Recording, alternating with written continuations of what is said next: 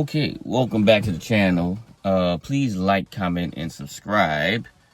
Today, we're going to talk about OBD11.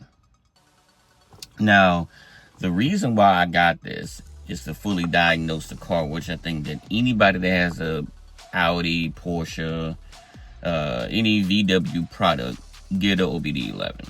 Because it can diagnose your car far greater than the standard, OBD2 sensors.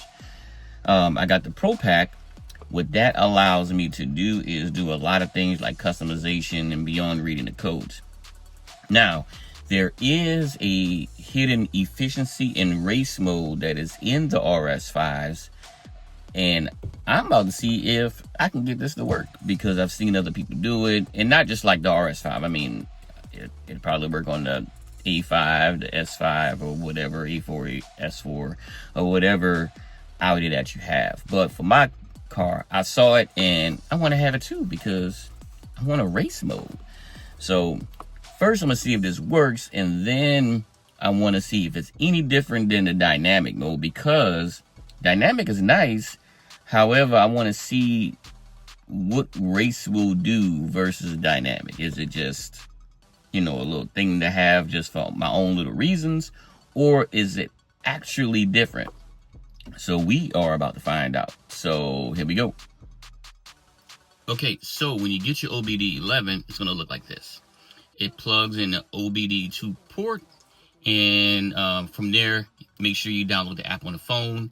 After that, you'll have access to all of the different functions and things like that. So let's go plug this in, and then I can show y'all like all what the capabilities of beyond just race mode and efficiency. There's a lot more you can do. So let's look into that right now. So we all know what these are, right? This is how it comes normally. There's comfort mode, where the car feels just, I call it lazy, but it just feels like, slow. Auto is going to go off of how you drive. If you drive, pedestrian, it's going to be more in comfort mode.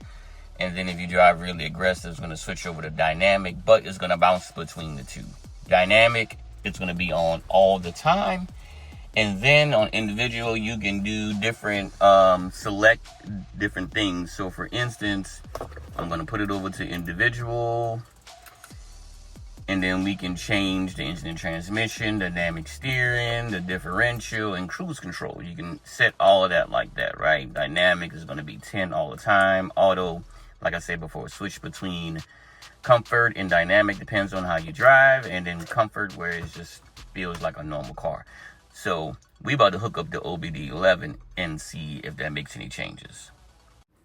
All right, so once you have it open, you can see all of the different things that you can manipulate, from the DRLs, unlock and lock confirmation, the additional modes and drive select, where we're going to go to. But I just wanted to show a little bit more of what it can do. If your car has stop start, you can turn that off and on, or reverse it. The emergency braking lights, where they flash when you hit the brakes real hard. But we're going to go back to the part that I'm highlighting now, and that's the additional modes and drive select. So you will open it up and it will show you what efficiency does, what off-road does, and then race mode. So we're going to concentrate on race mode, and we're going to show how that has an effect on everything. So as soon as this opens, we will get that together. Now you see it here. You will hit change value, and you'll see standard. You can add only efficiency, off-road, race. So what I programmed mine to was efficiency and race. I didn't worry about efficiency and off-road. I wanted efficiency and race. And then just like that, the change happens. But there are many things that you can change here on there. Even the gear display, because if you have it in the drive mode, it won't show what gear you're in. You can do that, or even the open door alarm, where it makes that doom, doom, doom, doom sound. I got rid of that because that sound is very annoying. I turned that off, and my car doesn't do that at all, which is amazing. That used to give me headaches. The Euro parking lights is on there as well. And there's many things on here that you can change. Even the emergency braking lights. So let's go over that, right? What happens is it would change from there. It would flash. And then there's other things on there. Oh, also the DVD, where you can have a DVD while driving. I don't suggest you do it, but if you have a passenger while you're driving, that person can see it there. The Euro parking lights are here, where normally in the American market that surround will cut off while the marker is on, but now you can have it where it's there as well. The drive select and MMI, I don't have that on my car on the steering wheel, but I'm putting that on it. And then also with the comfort windows, some cars aren't equipped where you can roll up all of the windows and whatnot. With the remote, you can turn that on too. And here's the DVD lock with the while it's driving. I turn that on. Sometimes I have my passenger and they can watch.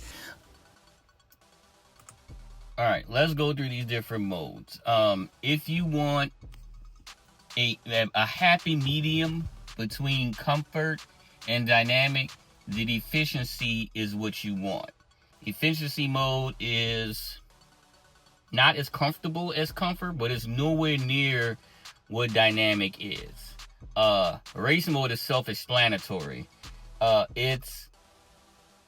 It is like your car is on 10 all the time. If you are self-conscious about gas, don't put it in race mode, because your car will be like it doesn't shift. Well, it does, but think of it of like your car is just wanting to go all the time, and if you're not prepared for it, if you're not prepared for it, you won't understand it. Just think of it being like a Sport Plus or a Dynamic Plus, if you ever had a car that had a Sport mode and Sport Plus. Is it really that big of a difference? Maybe, kind of, sort of. But I would say the best one to get out of it would be efficiency mode, simply because it's a happy medium between comfort and dynamic. Like, comfort mode feels just like a normal car. Dynamic is more of, keeps the revs high. The shift points are different. Efficiency mode is going to be a happy medium between that. But this is how it is. Now, there's also a off-road mode that you can tune into the car. I didn't, because I'm not going off-roading in a RS5. Now, if I had a all-road car, then perhaps I would do it. But I might check it out just to see what it is, and I'll let you guys know.